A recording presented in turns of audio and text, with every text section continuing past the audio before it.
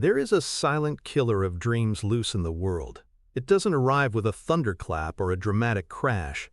It comes disguised as progress. It whispers to you in the language of ambition. It calls itself productivity. It wears the mask of a filled calendar, a completed to-do list, a day packed with back-to-back meetings, and a night fueled by caffeine and the glow of a screen. We have been taught to worship at the altar of getting things done, to believe that the path to success, to building wealth, is paved with relentless activity. We are told that the busiest people are the most important, that a full schedule is a sign of a full life. And it is the most dangerous lie of the modern age. Because while you are busy managing 100 tiny tasks, checking off boxes, and feeling the hollow satisfaction of a cleared inbox, your true potential, the one great thing you were meant to build, is bleeding out, one shallow commitment at a time. The paradox is that the very tools and mindsets sold to us as the keys to high performance are, in fact, the architecture of our cages. They trap us in a cycle of minor accomplishments and major distractions, making us feel like we're running a marathon when we're just spinning on a hamster wheel. But there is a different way, a simpler, more brutal, and infinitely more powerful path. It comes from a man who has built an empire not by doing more, but by doing almost nothing. A man whose greatest achievements are a direct result of the thousands of good ideas he systematically ignored. This is the secret of Warren Buffett, and it has nothing to do with managing your time or optimizing your workflow. It has everything to do with the art of radical elimination. It's a mental model so simple it can be explained in 2 minutes, yet so profound it can change the entire trajectory of your life and your financial future. It's a system designed not to manage your tasks, but to obliterate them. To take the scattered light of your ambition and focus it into a laser, one capable of cutting through the steel walls of mediocrity. This is not about how to be more productive. This is about how to achieve monumental success by embracing the terrifying, liberating power of saying no. This is the story of the two-list system, and it begins with understanding the seductive trap that holds 99% of people captive for their entire careers, the illusion of busyness. The world's most successful investor does not have a schedule that looks like the command center for a military invasion. He doesn't have a color-coded 24/7 calendar blocked out in 5-minute increments. In fact, if you were to gain access to Warren Buffett's office, the most shocking thing you would discover is the profound emptiness of his daily planner.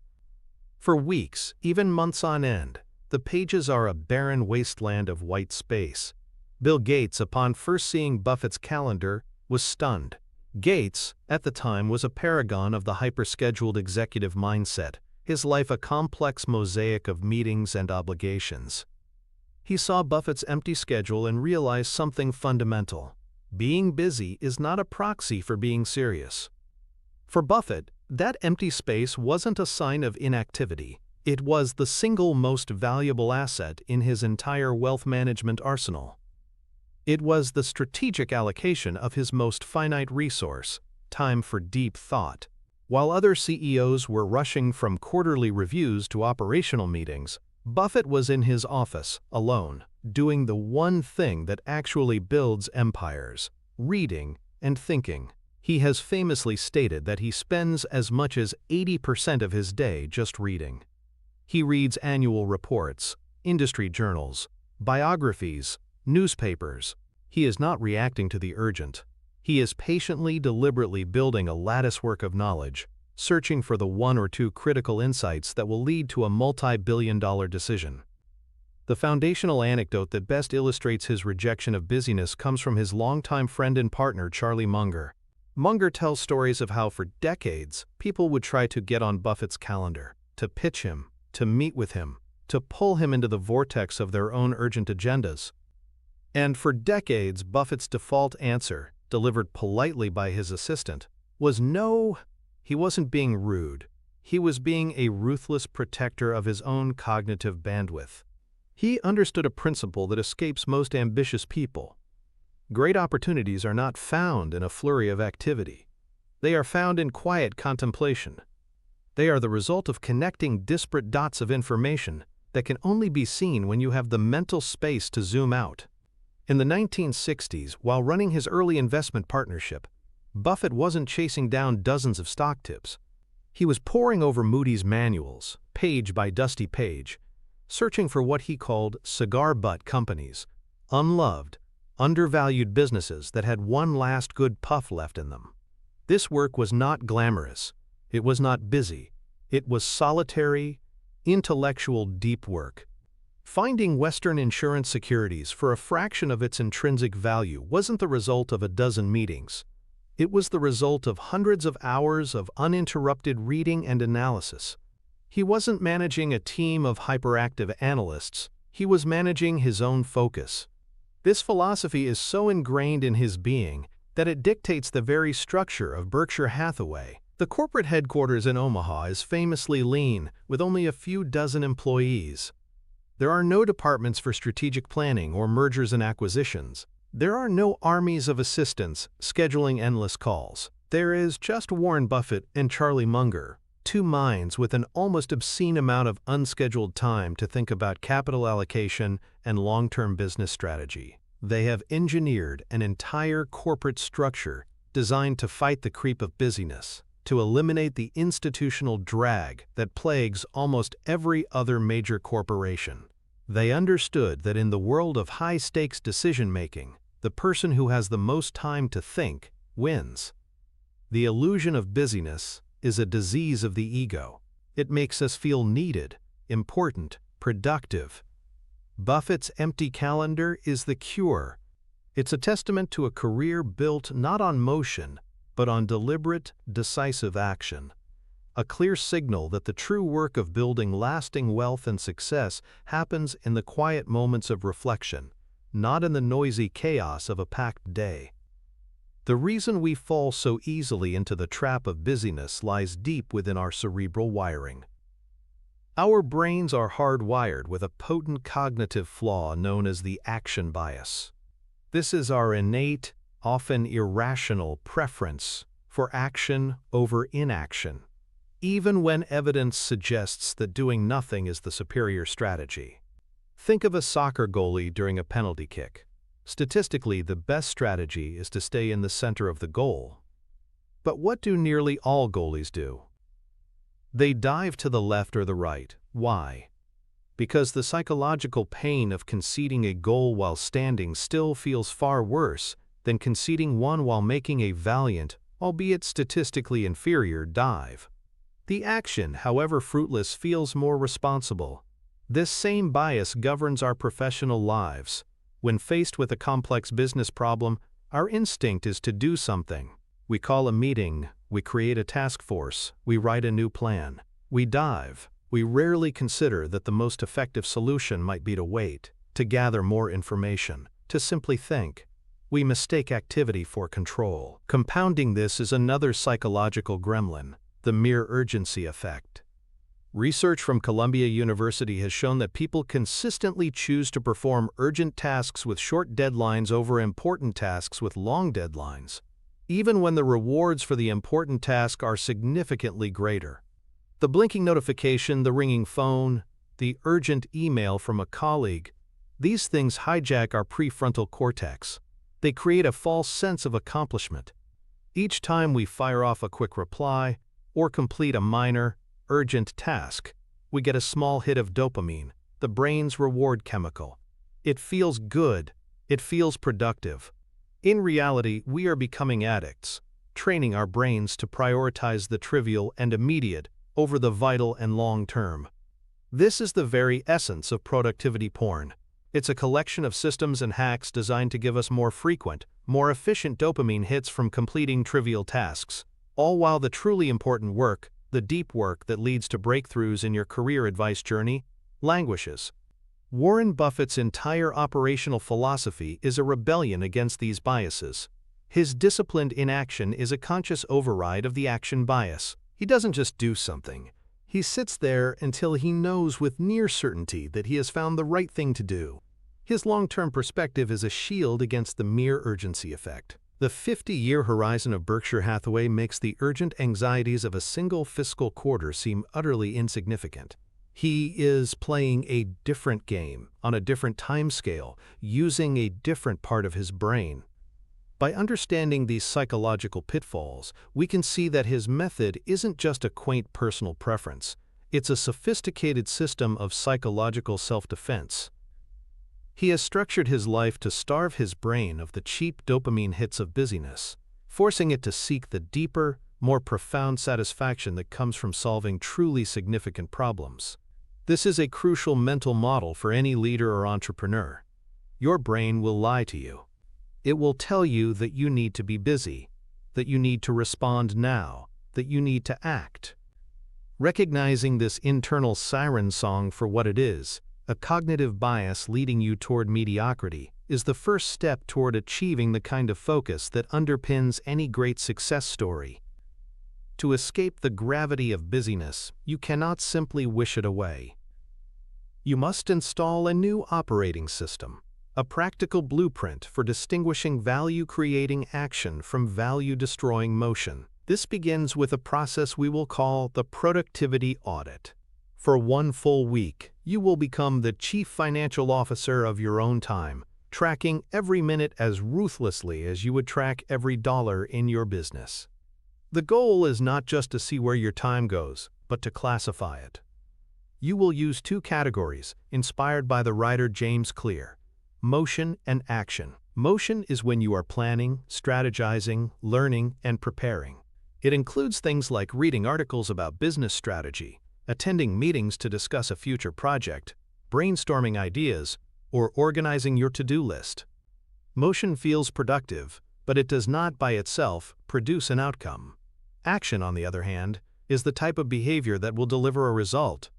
It is making the sales call, writing the code, publishing the article, negotiating the deal, shipping the product. Action is the point of contact between your efforts and reality. For 7 days, maintain a log. You can use a spreadsheet, a notebook, or a time-tracking app. Be brutally honest. That hour you spent researching on Twitter, was it targeted information gathering for a specific outcome, action? Or was it passive consumption disguised as work, motion? That 2-hour strategy session, did it result in a concrete, actionable decision that was immediately implemented, action? Or did it result in a plan to have another meeting, motion? At the end of the week, you will tally the hours. For most people, the results are horrifying. They discover that their 40, 50, or 60-hour work week consists of perhaps 5 to 10 hours of true action, and the rest is a sea of motion. This audit is the diagnostic tool. It shows you the disease. The next step is the treatment. You will now apply the rule of 2. Each morning, before you look at your email or your calendar, you will define the 1 or 2 actions that, if completed, would represent a genuine victory for the day. These are not tasks from your to-do list. These are your highest leverage outcomes. For a writer, it's not work on book, it's write 1,000 words. For a startup founder, it's not work on fundraising, it's email 10 specific venture capitalists with a personalized pitch. These 2 items become the pillars of your day.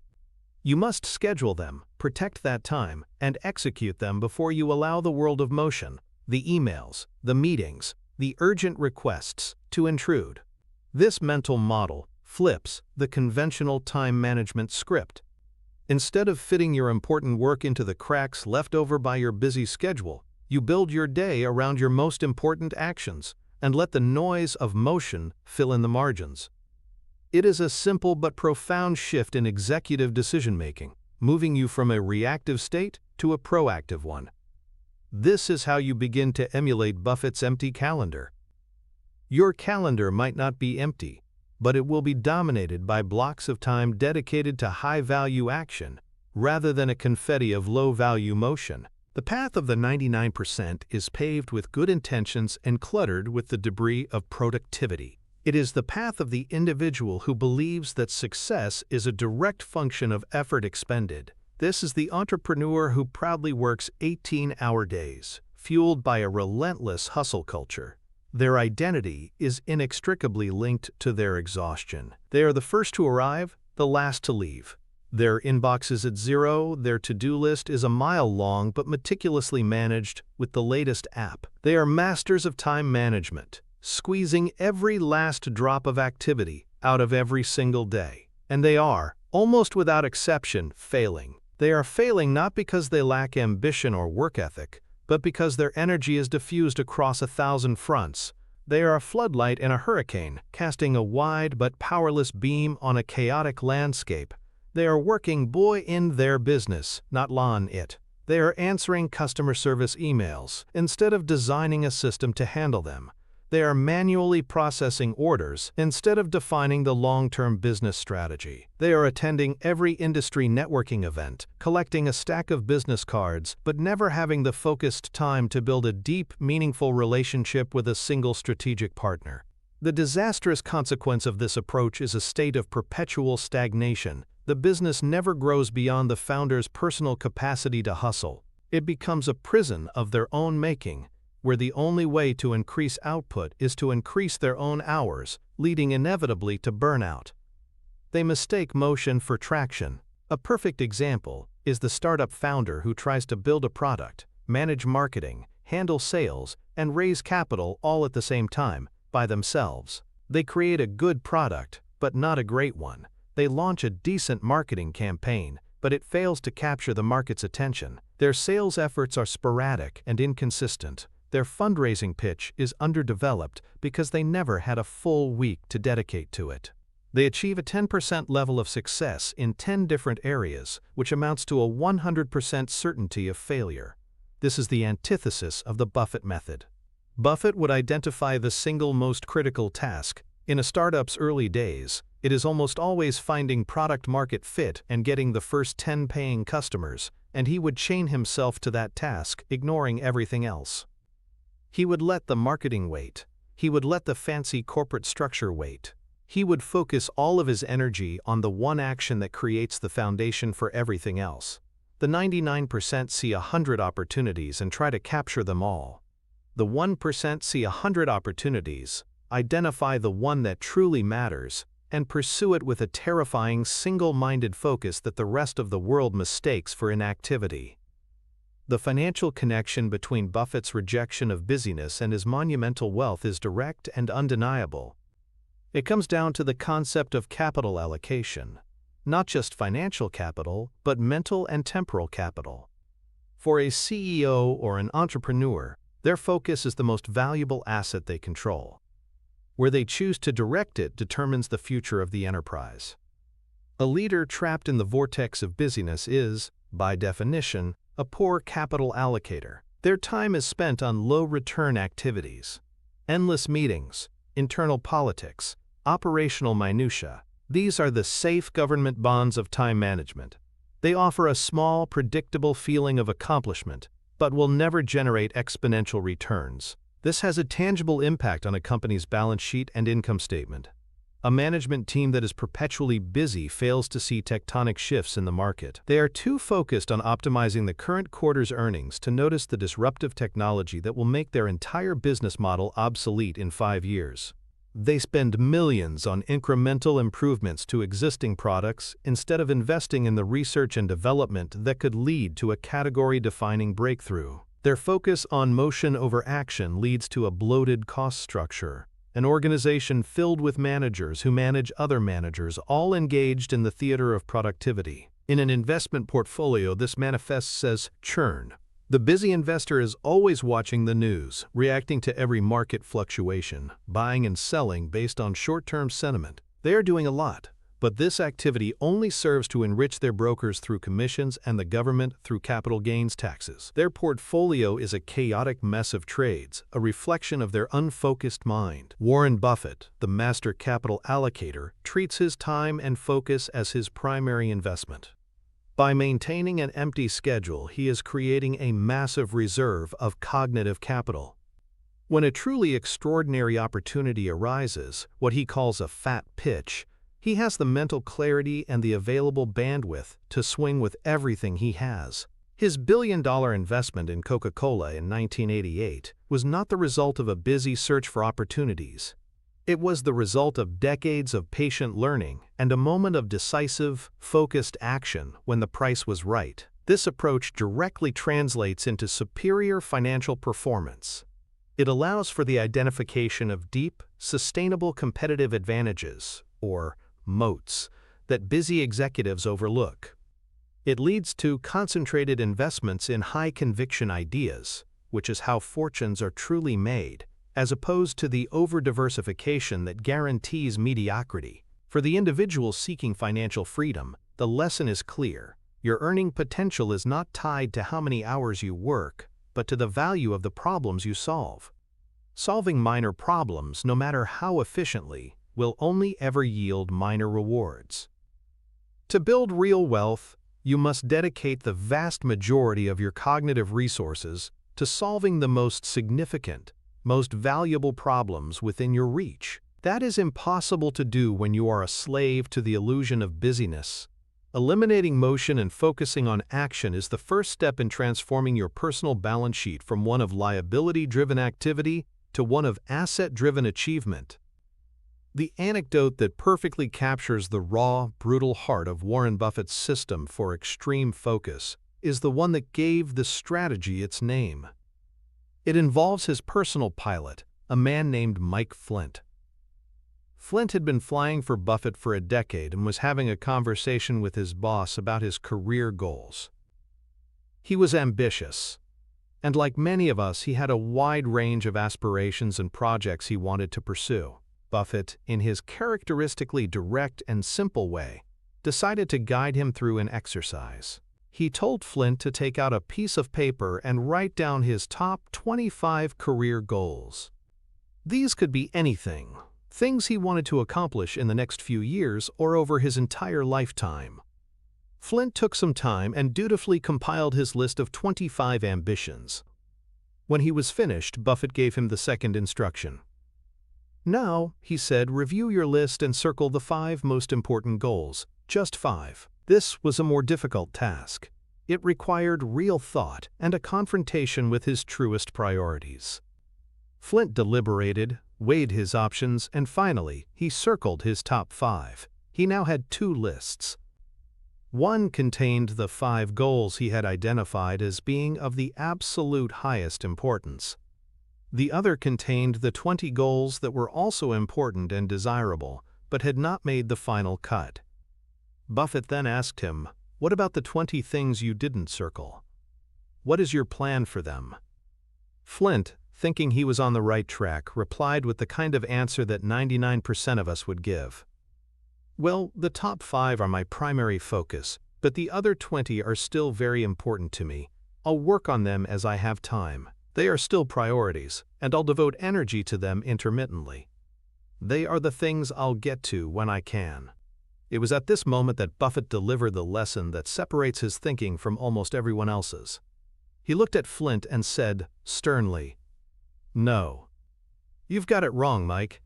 Everything you didn't circle just became your avoid-at-all-costs list. No matter what, these things get none of your attention or effort until you have succeeded with your top 5. This is the core of the entire philosophy. It is not an exercise in prioritization, it is an act of elimination. Those 20 goals were not a B-list or a nice-to-have category. They were poison. They were the most dangerous things on the list, because they were good enough to be tempting, interesting enough to be distracting, and important enough to justify spending just a little bit of time on them.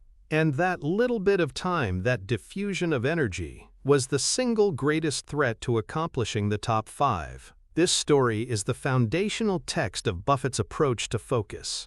It reveals that the key to high performance is not choosing what to do, but rather having the courage to choose what you will deliberately and ruthlessly not do. The act of culling is not a gentle pruning. It is a brutal amputation, cutting away the good to make room for the great. The psychological reason why Buffett's 2-list system is both so difficult and so effective is that it serves as a direct antidote to a crippling cognitive bias known as the paradox of choice. Popularized by psychologist Barry Schwartz, this principle states that while we believe more options will make us happier and lead to better decisions, the opposite is often true. An abundance of choice frequently leads to decision paralysis, anxiety, and lower satisfaction with the choices we ultimately make. Think about standing in a supermarket aisle with 2 types of jam versus one with 300. With 2, the decision is easy, and you're likely to be happy with your choice. With 300, the cognitive load is overwhelming. You spend ages comparing them, and even after you choose one, you are haunted by the possibility that one of the other 299 might have been slightly better. Mike Flint's list of 25 goals is the jam aisle of life. It's a collection of good options. The standard productivity advice is to try and manage all of them, to find a system, a tool, a hack that will allow you to make slow, steady progress on all 25 fronts. This is a recipe for psychological torment. Your brain is now saddled with 25 open loops, creating a constant, low-level hum of anxiety and a feeling of being perpetually behind. Buffett's instruction to not just demote, but to actively avoid 20 of those goals is a radical act of simplification. It vanquishes the paradox of choice. It frees the mind from the immense burden of considering those other options. This is also a powerful tool against decision fatigue. Our capacity for making rational, high-quality decisions is a finite resource. It's like a muscle that gets tired with overuse. Every small decision we make throughout the day, what to wear, what to eat, which email to answer first, depletes this resource. By pre-deciding that 20 of your goals are completely off-limits, you eliminate hundreds or even thousands of future micro-decisions related to them. You no longer have to ask, should I take this meeting that's related to goal number 17? Or should I spend this weekend working on project number 9? The answer is already no. This preserves your peak decision-making power for the top 5 goals, where it truly matters. Finally, the system confronts our deep-seated loss aversion. This is the principle, discovered by Daniel Kahneman and Amos Tversky, that the pain of losing something is psychologically about twice as powerful as the pleasure of gaining something of equal value. When Mike Flint looks at his list of 20, he feels the potential loss of those identities and achievements. If I cross this off, I'm giving up on the dream of becoming a skilled public speaker, or I'm abandoning my goal of learning a new language. It hurts. Buffett's genius is in reframing this. The true loss isn't giving up on goal number 17. The true catastrophic loss is failing to achieve your number 1 goal, because you were distracted by number 17. The two-list system forces you to confront this reality, to choose the lesser pain of letting go of good ideas for the immense gain of accomplishing your great ones. It is a powerful piece of psychological engineering for a high-performance life.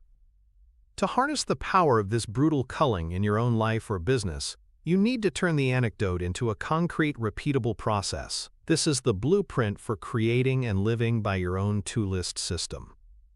The first step is the Grand Inquisition.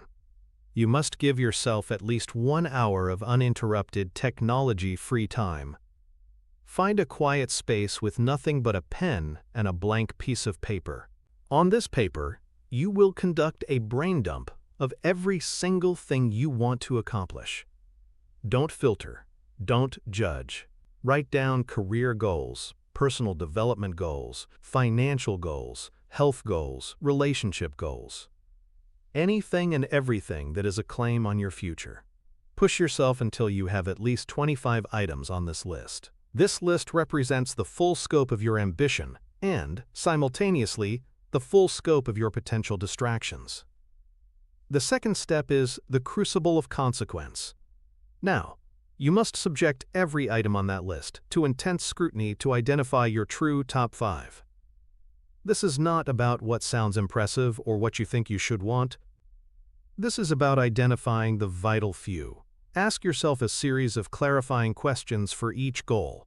Does this goal excite me on a visceral, gut level? If I could only achieve one thing on this list in the next 5 years, which one would it be? Which of these goals, if achieved, would act as a force multiplier, making all the other goals easier to achieve? Which goal aligns most closely with my core, unshakable values? Go through your list of 25 and put a check mark next to a goal for each time it provides a powerful, affirmative answer to one of these questions. Be honest. After this process, 5 goals should begin to stand out. Circle them. This is your list of obsession. The third step is the red pen of renunciation. This is the most psychologically difficult, and therefore the most important, part of the process. Take a red pen and physically, violently cross out the other 20 items. Do not just put a neat line through them. Scribble them out until they are illegible.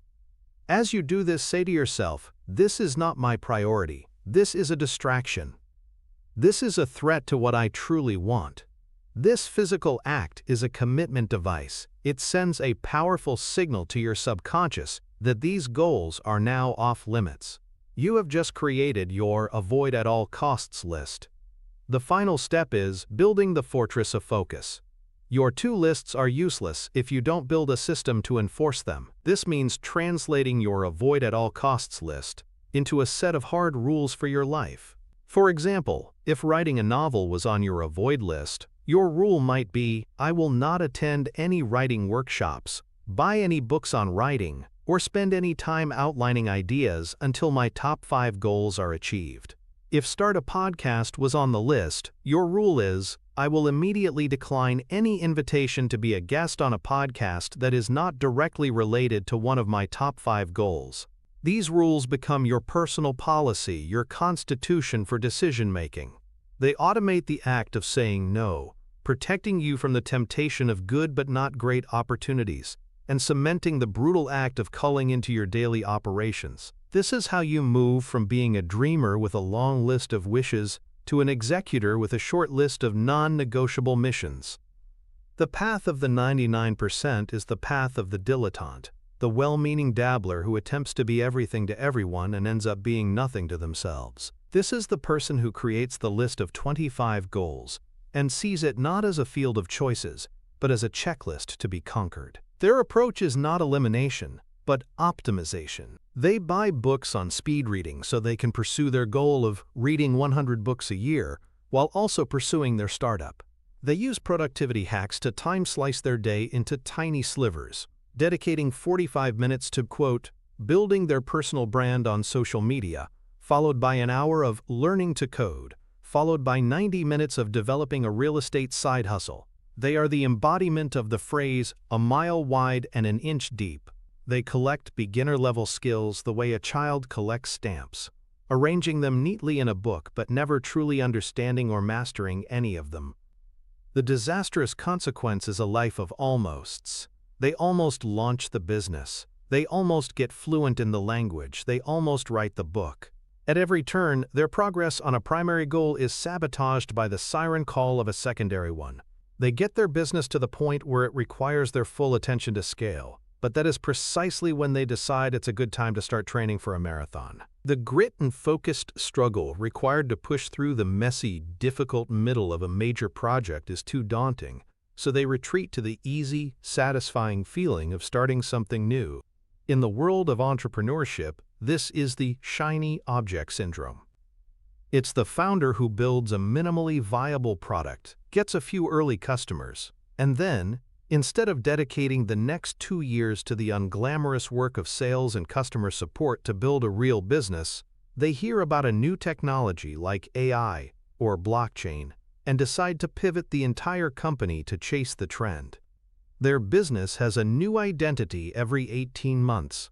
They are addicted to the honeymoon phase of a project and pathologically allergic to the long, committed marriage required for success. This person's career trajectory is not an upward curve. It is a flat line of frantic, horizontal movement. They accumulate a wide array of superficial experiences but never build the deep, specialized expertise that commands real value in the marketplace. They are the jack of all trades and the master of none, a cautionary tale of diffused potential, forever trapped in the starting blocks of their own ambition, a victim of their refusal to commit to the brutal, necessary act of culling. The financial connection between the brutal act of culling and the creation of extraordinary wealth is one of the most fundamental principles in all of finance, and it is the very bedrock of Warren Buffett's investment philosophy, the power of concentration. While financial advisors often preach the gospel of diversification to the masses, And for the average person who is ignorant of business fundamentals, it is sound advice for wealth preservation. It is a deeply flawed strategy for wealth creation. Buffett himself has said, "Diversification is protection against ignorance." It makes very little sense for those who know what they're doing. And further, wide diversification is only required when investors do not understand what they are doing. The two-list system is the application of this concentrated investment strategy to your life's portfolio of goals and projects. Your top 5 goals are your high-conviction stocks. They are the businesses you have studied, that you understand deeply, and in which you have supreme confidence for long-term growth. The 20 items on your avoid-at-all-costs list are the rest of the market, all the other good companies that might do well, but which you have not researched with the same rigor and do not understand with the same depth. The average person diversifies their life. They put a little bit of their time and energy, their investment capital, into their career, a little into a side hustle, a little into a few hobbies, a little into several different social circles. The result is a portfolio of life experiences that will, at best, track the market average, leading to a life of mediocrity. They have protected themselves from the risk of going all in on one thing, but in doing so, they have also guaranteed they will never experience extraordinary returns. A concentrated portfolio, whether in stocks or in life, is how you generate alpha. When Buffett invested over $1 billion in American Express in 1964 after the salad oil scandal, he was not diversifying. He was concentrating an enormous percentage of his partnership's capital into a single idea he understood better than anyone else. This is the financial equivalent of Mike Flint dedicating 100% of his professional development energy to his top goal. By culling the other 20 goals, you are freeing up the capital, your time, your focus, your energy, to make a massive leveraged bet on yourself. This is how you build real financial equity in your career. Instead of having a surface-level knowledge of 10 industries, you develop a world-class, irreplaceable expertise in one. That level of expertise commands a massive financial premium. It's the difference between being a general family doctor and a top neurosurgeon. Both are valuable, but one's financial rewards are an order of magnitude greater due to the concentrated application of their skill. The brutal act of culling is the most powerful tool for increasing your personal rate of return. It is a declaration that you will no longer be a passive index fund of human potential, but an actively managed, high-conviction portfolio destined for outsized success. Once the dead wood of distraction has been ruthlessly cleared away, what remains is a small, pristine garden of your highest priorities. The next phase of the Buffett method is about channeling all the sunlight, all the water, all the nutrients of your life into these few chosen seeds. This is the application of concentrated force. It is the understanding that a small amount of energy, applied with precision and intensity to the right leverage point, can create a disproportionately massive result. It is the difference between a flashlight and a laser. Both may use the same amount of battery power, but one illuminates a wide area with a gentle glow, while the other generates a beam so intense it can cut through solid steel. For decades, ambitious people have been trained to be flashlights. Buffett's entire life is a masterclass in being a laser. The most powerful foundational anecdote of this principle in action is his monumental investment in the Coca-Cola Company, beginning in 1988. The context of the time is critical. The market had just suffered the Black Monday crash of October 1987, one of the most severe single-day drops in history. Fear was rampant, volatility was high. The prevailing wisdom was to be cautious, to diversify, to protect against further downside. Other investors were spreading their bets, nibbling at dozens of stocks, hoping to catch a few winners in the recovery. They were acting like flashlights, trying to illuminate the entire dark forest of the market. Buffett did the opposite. He had been reading Coca-Cola's annual reports for 50 years. He had been drinking the product, observing its global brand power, and studying its simple, brilliant business model. He saw a moment of opportunity when a world-class business was on sale due to temporary market panic. And he did not nibble. Between 1988 and 1989, Berkshire Hathaway, under his sole direction, accumulated over $1 billion worth of Coca-Cola stock. At the time, this was an almost unheard-of concentration of capital. It became by far Berkshire's largest single holding. He was not just buying a stock, he was making a singular, massive bet. He channeled an enormous portion of his company's financial force into a single high-conviction target. He was a laser. The effort that preceded this was also one of concentrated force. He wasn't attending conferences on a dozen different industries. He wasn't meeting with hundreds of CEOs. He was in his office for thousands of hours over many years, going deeper and deeper into the businesses he could understand. He read, he thought, he calculated, and he waited. When the moment came, his action was swift, decisive, and overwhelming. The result is history. The Coca-Cola investment became one of the most successful in financial history, generating billions upon billions of dollars in capital gains and dividends for Berkshire shareholders. It was a company-defining move, made possible only by rejecting the path of diversification and embracing the raw power of concentrated force. This is the ultimate payoff of the two-list system. Once you have identified your top 5 goals, the next step is to treat them as Buffett treated Coca-Cola, to pour your resources, your time, and your undivided attention into them, with an intensity that seems unreasonable to the outside world.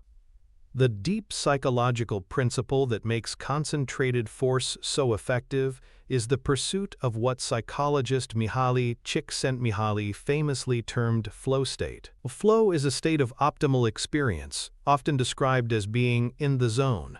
It is a state of deep immersion and energized focus in an activity, where you are so involved that nothing else seems to matter. Your sense of time becomes distorted, your ego fades away, and your performance, creativity, and productivity skyrocket. This is the cognitive state where deep work happens, where breakthroughs are made, and where masterpieces are created. However, achieving a flow state has specific neurological prerequisites. It requires a clear goal, immediate feedback, and a perfect balance between the challenge of the task and your skill level. But most importantly, it requires a complete and utter lack of distractions. This is where Buffett's system becomes a powerful tool for biohacking your own high performance. Your list of 20 avoid-at-all-costs goals is, in reality, a list of your primary sources of cognitive distraction. Every time you allow your mind to wander to goal number 12, or you spend 10 minutes on a task related to goal number 21, you are breaking the potential for flow. You are introducing a context switch, which is neurologically expensive. Your brain has to pull out of one task, load the context for the new one, and then, when you switch back, it has to do it all over again. This constant switching makes it impossible to achieve the depth of concentration required for flow. Another psychological principle at play is the Zeigarnik effect, which is our brain's tendency to remember unfinished or interrupted tasks better than completed ones. When you have 25 active goals, you have 25 open cognitive loops running in the background of your mind. This is like having 25 browser tabs open on your computer, all consuming RAM and slowing down your processing speed. It creates a persistent, low-grade mental chatter and anxiety. The act of creating an avoid-at-all-costs list is a powerful way to forcibly close those loops. You are telling your brain, these are not tasks to be completed later. These are tasks that have been officially abandoned. This act of mental closure frees up an enormous amount of cognitive bandwidth, the mental RAM you need to dedicate to the deep, focused work required by your top 5 goals. Buffett's investment in Coca-Cola was the result of a mind in a state of sustained flow, applied to a single problem over years. He didn't have the Zeigarnik effect from 20 other pretty good investment ideas nagging at him. He had closed those loops. He had decided they were on his avoid-at-all-costs list, which for him was anything outside his circle of competence. This allowed him to achieve a depth of understanding and a clarity of conviction that was simply unavailable to his more distracted, less focused competitors. By engineering your life to support concentrated force, you are not just managing your time, You are creating the neurological conditions necessary for your brain to operate at its absolute peak. To operationalize the power of concentrated force, you must move beyond simply having a list and begin to architect your entire environment, your schedule, your habits, your relationships, around your top 5 priorities. This is the blueprint for transforming your life into a high-performance machine. The first component is the time block fortress. Look at your calendar for the coming week. Your mission is to build large, impenetrable fortresses of time dedicated solely to your top 5 goals. This is not about finding a spare 30 minutes here or an hour there. This is about scheduling significant multi-hour blocks of uninterrupted work.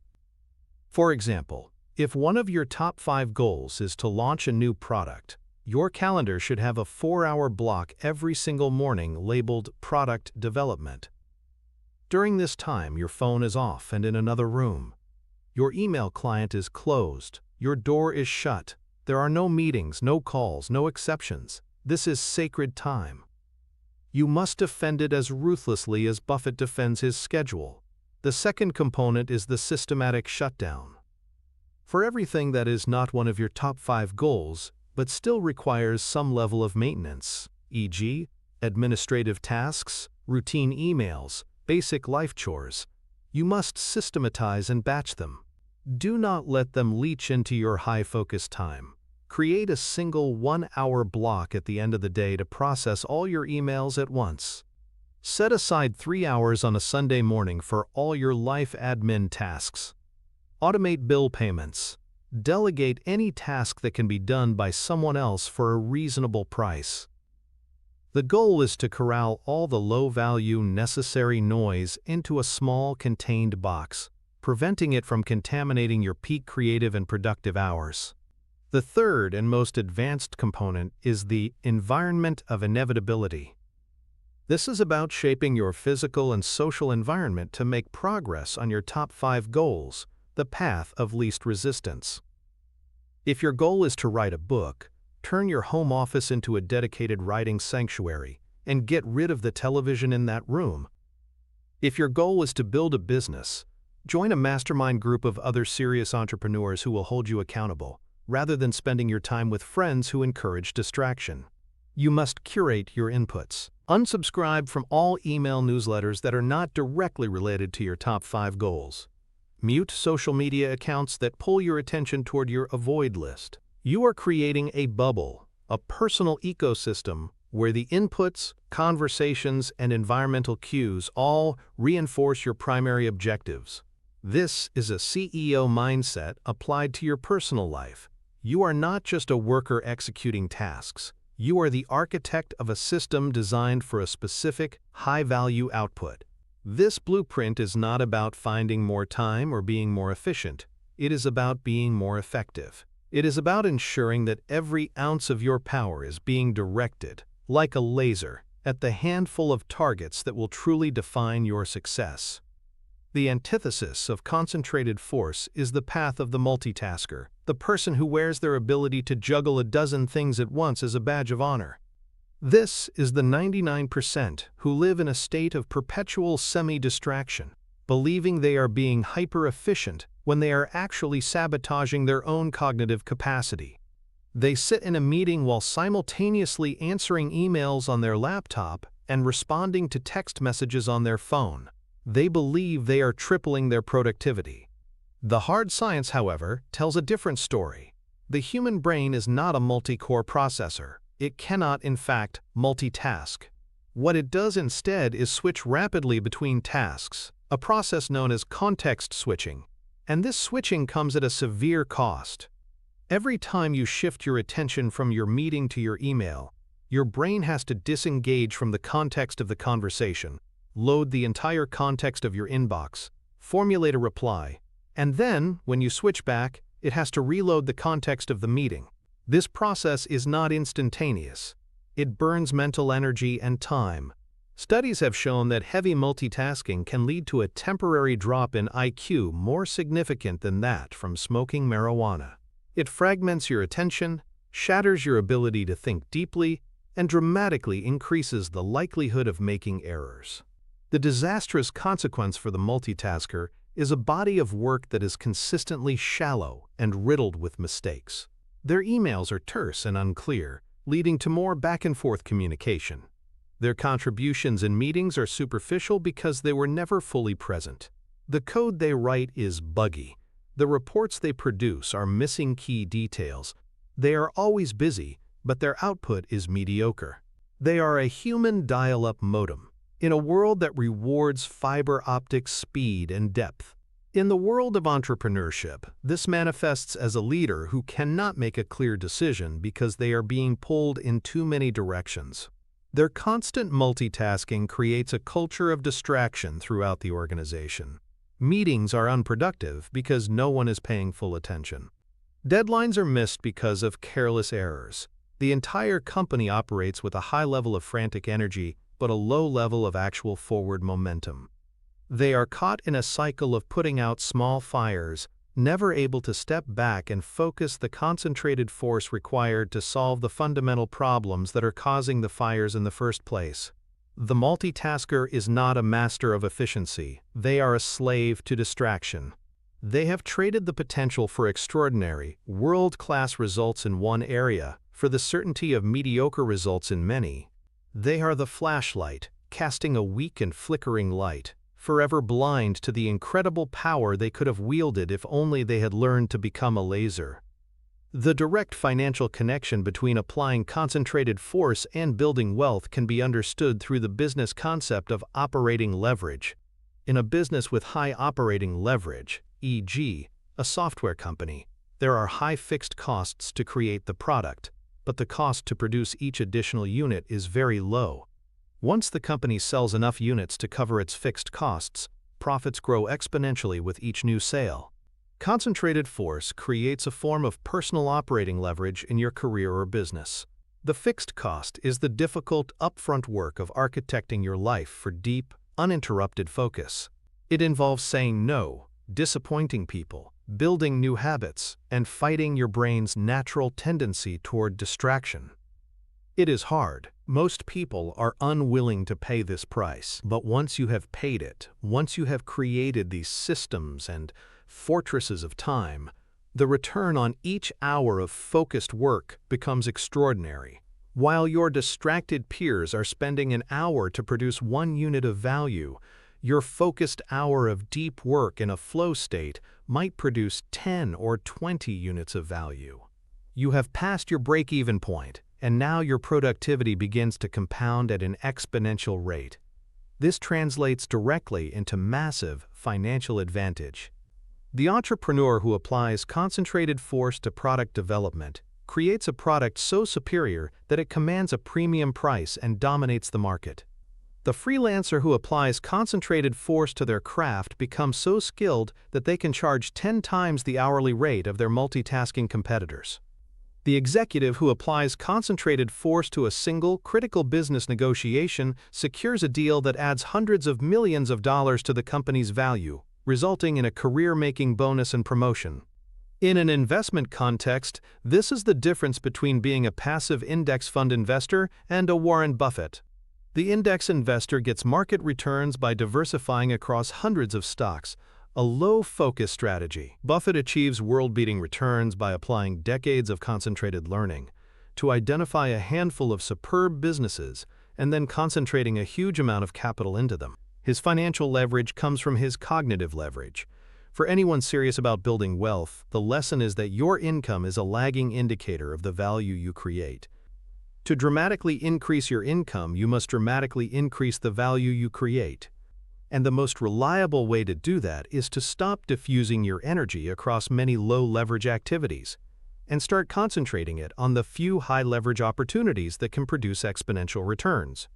Concentrated force is the mechanism that turns your personal and professional efforts from a linear equation into an exponential one, creating the kind of financial momentum that leads to true financial freedom.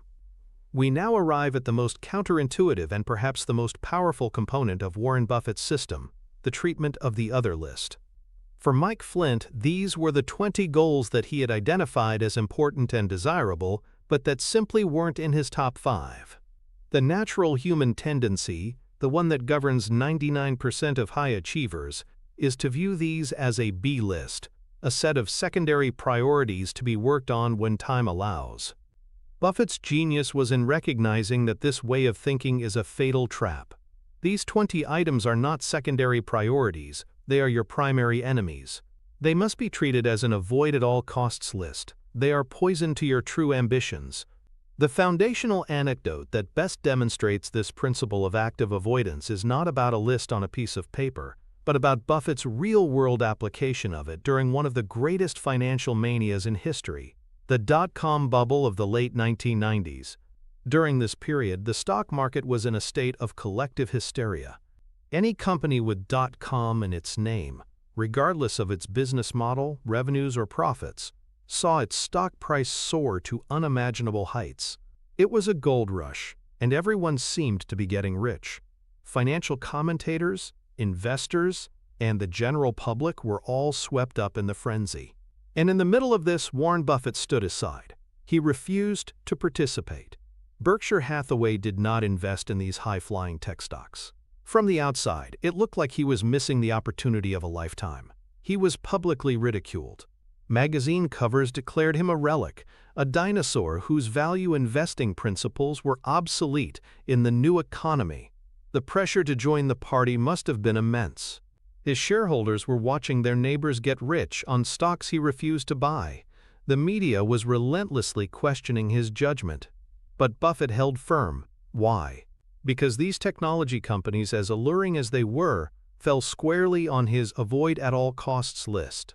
For him, a primary top 5 principle was to invest only within his circle of competence, to only buy businesses he could thoroughly understand and value. He admitted freely that he did not understand the business models or long-term competitive advantages of these new tech companies. They were tempting, they were popular, and they were making other people a lot of money.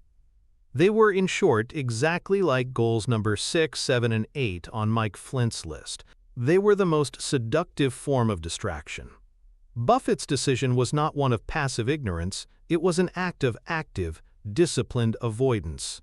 He was not just not buying tech stocks, he was making a conscious, strategic decision to treat them as poison, despite the immense social pressure to do otherwise.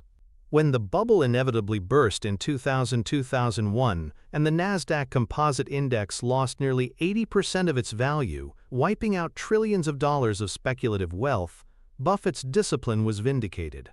While others were facing financial ruin, Berkshire Hathaway's capital was preserved, ready to be deployed into the wreckage at bargain prices. This is the ultimate proof of the avoid-at-all-costs principle. The greatest threats to your success are not the obvious time wasters. They are the good opportunities that distract you from the truly great ones. Having the wisdom to identify them and the courage to actively avoid them is the final, crucial key to unlocking extraordinary achievement. The reason the items on your avoid-at-all-costs list are so uniquely dangerous is that they prey upon one of the most powerful and primitive emotions in the human psyche, the fear of missing out, or FOMO. This is a deep-seated anxiety that you might miss out on a rewarding experience that others are having. It is fueled by our social nature and has been supercharged in the modern era by social media, which acts as a constant, curated highlight reel of other people's successes. When you create your list of 25 goals, goals number 6 through 25 are not bad ideas. By definition, they are good ideas. They are desirable. You want to achieve them. That is why they made the list in the first place. When you place them on your avoid list, your brain rebels. You will see a colleague get praise for giving a great presentation, and it will trigger FOMO about your own goal of becoming a better public speaker. Goal number 12, now on the avoid list. You will read an article about someone who made a fortune in cryptocurrency, and it will trigger FOMO about your goal of learning about new asset classes. Goal number 19. This psychological pain is what makes most people abandon the system. They cannot tolerate the feeling of actively turning their back on a potentially good opportunity. Buffett's discipline during the dot-com bubble was, at its core, a mastery over FOMO. He was willing to endure the psychological discomfort of watching others get rich, because his commitment to his core principles was stronger than his fear of missing out. The other psychological force at play is the commitment and consistency bias. This is our tendency to want to act in ways that are consistent with our past statements or commitments. The moment you wrote down those 25 goals, you made a small psychological commitment to each of them. Your brain now feels a pull to follow through. The standard approach of treating them as a B list feeds this bias. It allows you to keep the commitment alive. Buffett's instruction to make them an avoid-at-all-costs list is a powerful technique to break this bias. It is a conscious act of decommitment. You are explicitly telling your brain, "My prior commitment to this goal was a mistake. It is no longer valid. I am now committed to avoiding it." This is a sophisticated mental maneuver. It reframes the 20 goals not as abandoned dreams, which would cause psychological pain, but as identified threats, which triggers a defensive, protective response. You are no longer giving up on learning to code. You are protecting your top 5 goals from the threat of a major distraction. This simple linguistic and mental shift makes the act of avoidance feel not like a loss, but like a strategic victory. It transforms the pain of FOMO into the pride of discipline, allowing you to stick with the system long enough to reap its extraordinary rewards. To make the avoid-at-all-costs list a practical reality and not just a theoretical concept, you must build a robust filtration system for your life. Your willpower is a finite resource. You cannot rely on it to constantly fight off the temptation of good opportunities. Instead, you need to create a systematic, almost automatic process for saying no. This is the blueprint for enforcing your avoid list. The first tool is the opportunity filter. This is a simple checklist or a set of questions based on your top 5 goals. Every new request, idea, project, or opportunity that comes your way must be passed through this filter before it even reaches your conscious consideration. The filter should consist of direct yes or no questions. For example, if your top 5 goals are 1. Double my business revenue, 2. Get my body fat under 10%, 3. Become fluent in Spanish, 4. Build a deep relationship with my children, and 5. Master the skill of capital allocation, your filter questions might be, will this activity directly and significantly contribute to doubling my business revenue? Will this activity directly improve my physical health towards my body fat goal? Will this activity improve my Spanish fluency? Will this activity deepen my relationship with my children? Will this activity make me a better capital allocator? For any new opportunity, the rule is simple. If you cannot answer with a clear, unambiguous yes to at least one of these questions, the answer is no by default. There is no maybe. There is no it could be interesting. It is a binary filter. This removes emotion and in-the-moment temptation from your decision-making. The second tool is the default number. For most people, the default response to a new request is a desire to be helpful, which often leads to a yes or a let me think about it. You must retrain your instincts. Your new default response to any request that is not from a key person in your life, e.g., your spouse, your boss, should be a polite but firm no. A simple script can be helpful. Thank you so much for thinking of me. Unfortunately, I'm unable to do that as I'm currently focused on a few key priorities. I wish you the best of luck with it. You don't need to over-explain or justify. A clear, respectful refusal is better than a hesitant, non-committal maybe that just keeps the cognitive loop open. The third tool is the temptation purge. You must actively remove the triggers that expose you to the items on your avoid list. If investing in individual stocks is on your avoid list because you've decided to focus on your business, then uninstall the stock market app from your phone. Unsubscribe from financial news websites. Tell your friends you no longer want to discuss stock tips. You are creating a vacuum. You are making it harder for the temptations to even reach you. By combining these 3 tools, the opportunity filter, the default no, and the temptation purge, you build a multi-layered defense system. It is a practical framework that institutionalizes the philosophy of the avoid list, moving it from a difficult act of willpower to a simple, repeatable, and automatic part of your high-performance operating system.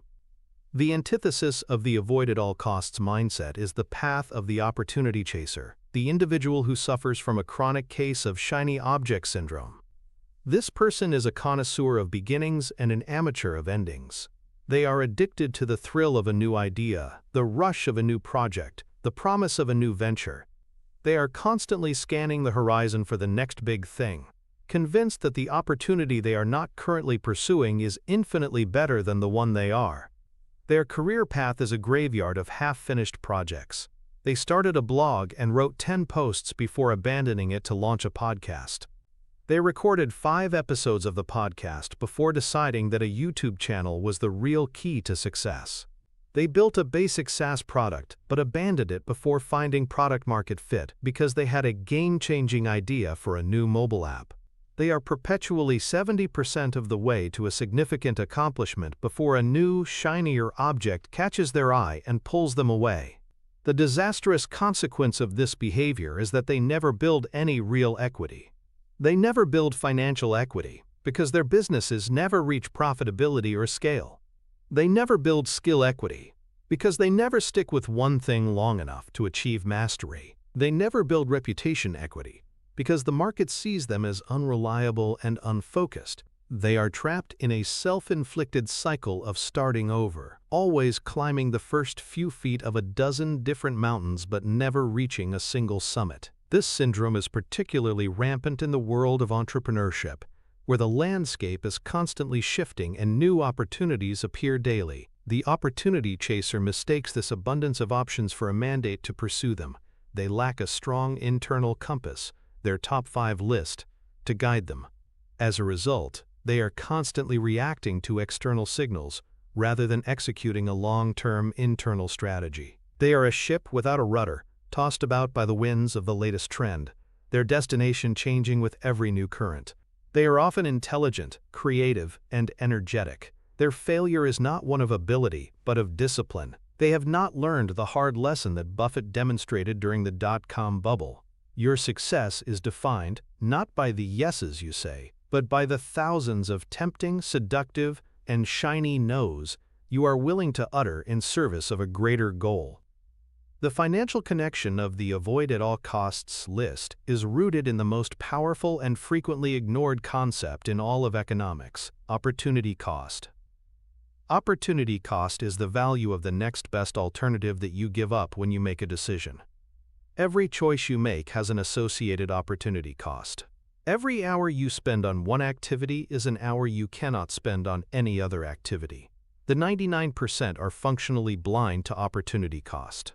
When they look at a good opportunity, say goal number 7 on their list, they only see its potential upside. If I spend a few hours a week on this, I might be able to generate some side income. They fail to see the invisible, but far more significant cost. Those few hours a week are hours that are being stolen directly from their number 1 goal. The true cost of pursuing goal number 7 is not the time itself, but the delayed or even forfeited achievement of their most important ambition. Warren Buffett is a master of calculating opportunity cost. When he evaluates a potential investment, he is not just asking, "Can this investment make money?" He is asking, "Is this the absolute best possible use of this capital right now, compared to every other potential use?" His default is to let cash pile up, sometimes for years, waiting for an opportunity that is so overwhelmingly superior to the alternatives that the opportunity cost of not fair acting is immense. His avoid-at-all-costs list during the dot-com bubble was a direct result of this calculation. The potential upside of investing in a speculative tech stock was, in his mind, far lower than the opportunity cost of abandoning his time-tested principles and risking permanent capital loss. For an individual or a business, a rigorously enforced avoid list is the ultimate tool for managing and minimizing opportunity cost. It is a constant reminder that your resources, your time, your money, your focus are finite. Every time you are tempted by a shiny object, the list forces you to ask, what is the opportunity cost? What am I giving up from my top 5 by saying yes to this? This changes the entire calculus of decision-making It makes the invisible cost visible. In wealth management, this is the core principle that separates successful long-term investors from speculators. The speculator chases hot stocks and market trends, constantly churning their portfolio. They are blind to the opportunity cost of their own activity, the taxes, the transaction fees, and most importantly, the forfeited compounding that would have occurred if they had just bought a great business and held it for decades. The avoid at all costs list is your personal policy for long-term compounding. By systematically starving the good ideas, you ensure that all of your capital is being allocated to the truly great ones, maximizing your returns and dramatically accelerating your journey toward building lasting wealth and financial freedom. The ultimate power of Warren Buffett's system for extreme focus is not found in a single decision or a single year of high productivity. It is found in the relentless, unwavering application of these principles over a lifetime. The final pillar of this mental model is the understanding that focus, like capital, compounds. A small edge, a slight increase in effectiveness, when applied consistently over 50 years, does not produce a linear result. It produces an exponential one, a result so massive that it appears almost magical to the outside world. The greatest foundational anecdote for this principle is the story of Berkshire Hathaway itself. The company that is today a $500 billion fortress of global enterprise began in 1965 as a dying textile mill in New Bedford, Massachusetts. It was a terrible business in a dying industry. Buffett's initial purchase was, by his own admission, a mistake. But what he did next is what matters. He did not try to revive the textile business while also starting 100 other ventures. He used the small cash flow from the dying mill as a base and began to apply his focused principles of capital allocation. One by one, he made concentrated bets. In 1967, he bought National Indemnity Company, an insurer, giving him access to the insurance float that would become the engine of Berkshire's growth. This was a top 5-level decision. He then spent years studying other businesses. In 1972, he bought See's Candies. Again, a single, decisive, concentrated action. He didn't buy a dozen different retail companies. He bought one that he understood perfectly, one with a powerful brand and pricing power. Then came his investments in the Washington Post, Geico, and Coca-Cola. Each was the result of years of patient focus and a moment of decisive, concentrated force. The growth of Berkshire was not a smooth, steady climb. It was a series of step changes, each one powered by a major, focused, capital allocation decision. He spent the long years in between simply reading, thinking, and saying no to thousands of opportunities that were on his avoid-at-all-costs list. He was letting the flywheel of his previous good decisions gather momentum. The acquisitions compounded financially. The knowledge he gained from running one business compounded his ability to understand the next. His reputation for being a great partner to businesses compounded, bringing him better and better deals. Berkshire Hathaway today is the physical manifestation of compounding focus. It is a monument built not through frantic, diversified activity, but through decades of patient, disciplined, and laser-like concentration on a few core principles and a handful of great ideas. It is the 8th wonder of the world, applied not just to money, but to a way of life and a method of thinking.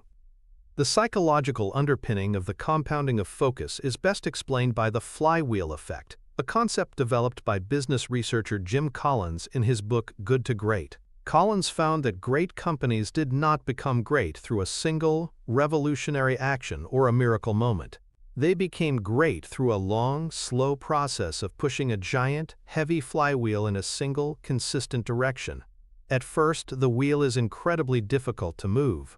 It takes immense, concentrated effort to get it to budge even an inch. But with persistent pushing, it begins to turn. And then it completes a full rotation.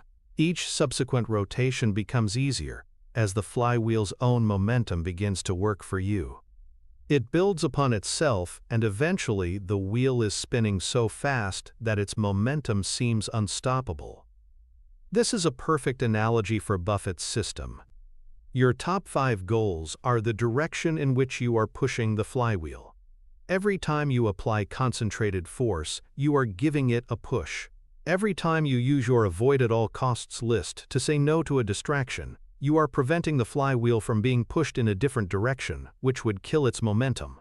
In the beginning, the results are barely noticeable.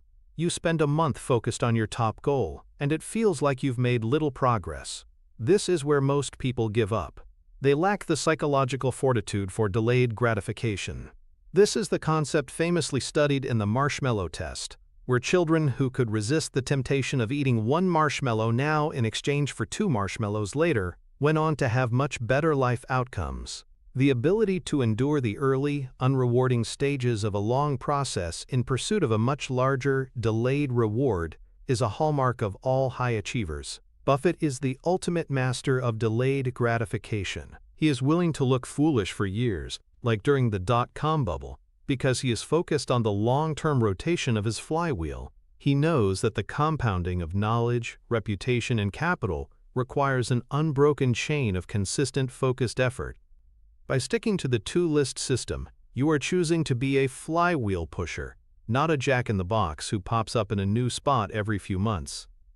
You are cultivating the patience and discipline to let the laws of compounding work their magic on your behalf, creating a momentum in your career and finances that eventually becomes an unstoppable force.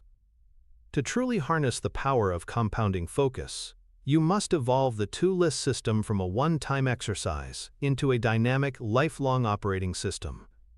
This is the blueprint for making focus a permanent habit, not a temporary project. The first practice is the quarterly summit. Once every 3 months, you must schedule a 4-hour meeting with yourself. This is your personal board meeting. During this summit, you will review your top 5 goals. The purpose is not to change them impulsively, but to reaffirm your commitment and make strategic adjustments. Ask yourself, based on what I have learned in the last 90 days, are these still the absolute most important priorities? What is the single biggest bottleneck preventing progress on each goal? What is one thing I can stop doing this quarter to create even more focus? This regular, scheduled reflection prevents your focus from becoming stale and ensures you are always aiming at the highest leverage targets. The second practice is system audits and upgrades. At each quarterly summit, review the systems you have built to protect your focus, your time block fortress, your opportunity filter, your temptation purge. Are they working? Are there leaks in the fortress? Do you need to upgrade your filter with new questions? Are new temptations creeping into your environment? You are the chief engineer of your productivity system, and it requires regular maintenance and upgrades to continue operating at peak performance. This turns your personal development from a passive hope into an active engineering project.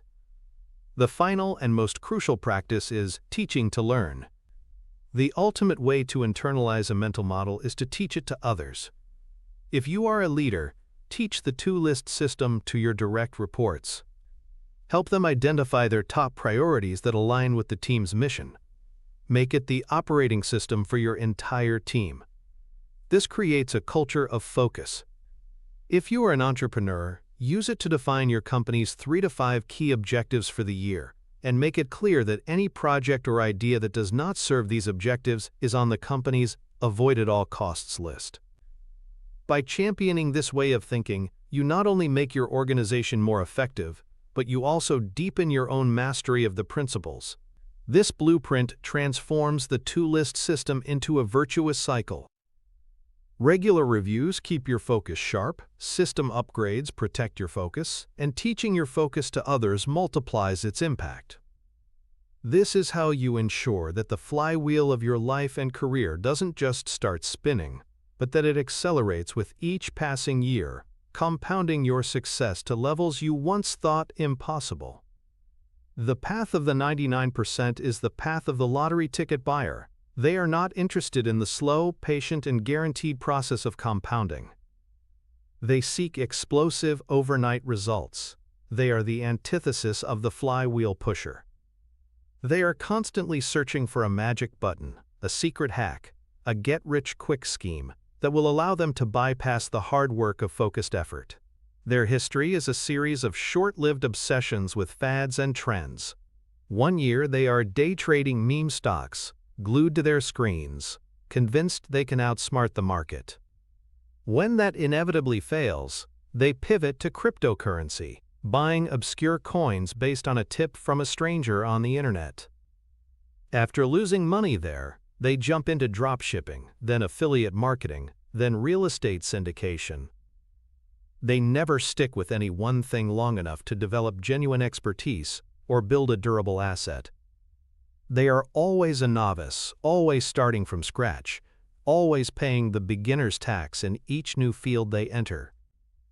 The disastrous consequence is a life spent in a state of financial and professional churn. They are always busy learning the basics of a new game, but they never stay long enough to master it and reap the rewards.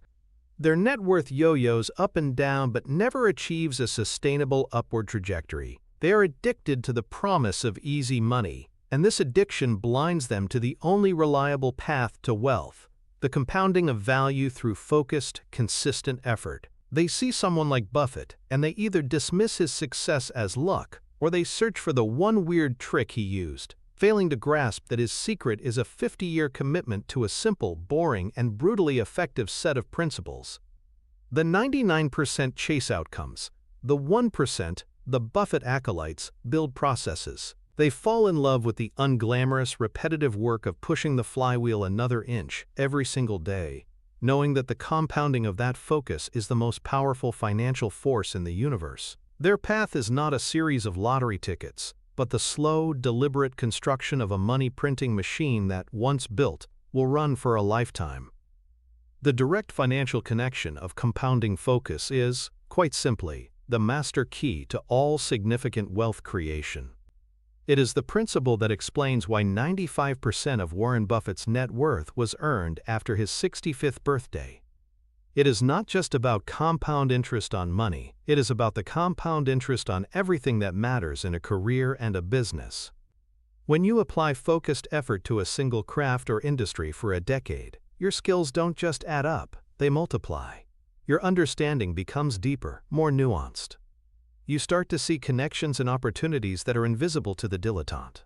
This mastery allows you to command a significantly higher income and create far more value. This is the compounding of skill capital. When you focus on building relationships within a specific niche, your network doesn't grow linearly, it grows exponentially. Each new quality connection gives you access to their entire network.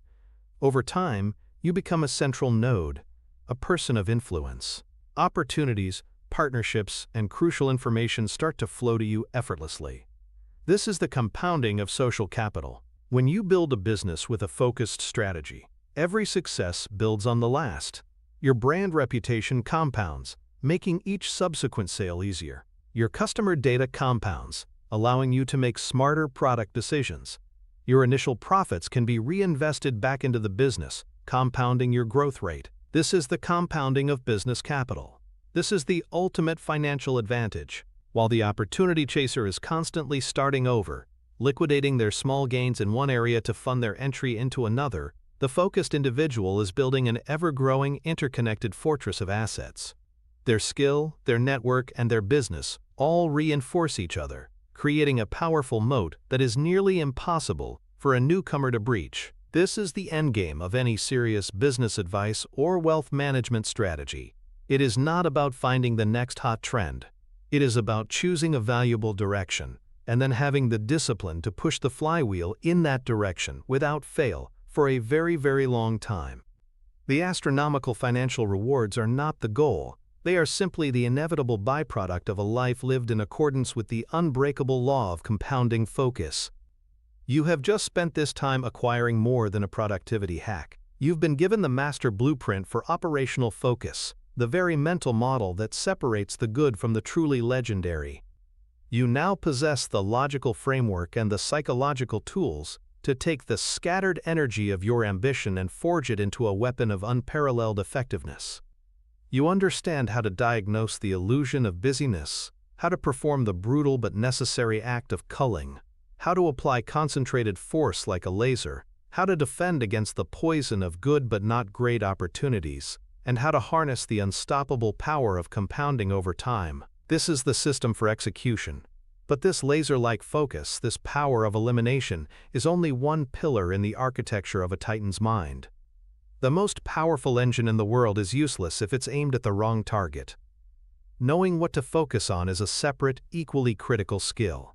How did Buffett know Coca-Cola was the right bet out of thousands of public companies? How does he identify the one business in a generation that's worth pouring billions of dollars into, while avoiding the thousands of others that look good on the surface but hide fatal flaws? That comes from another set of mental models, a framework for seeing value where others only see numbers, for identifying durable competitive advantages that the market misunderstands. The video on your screen right now is the next piece of that map. It is the bridge from how to focus to what to focus on.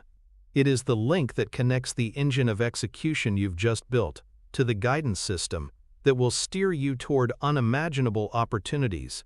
Many will stop here, content with a single tool, believing they have the complete answer. But the few who are destined to build, to lead, to create real empires, understand that the journey of learning is never over.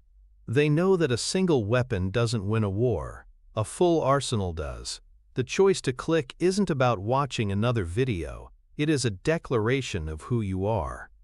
Are you here to be busy, or are you here to build a legacy? Complete your arsenal, continue the ascent,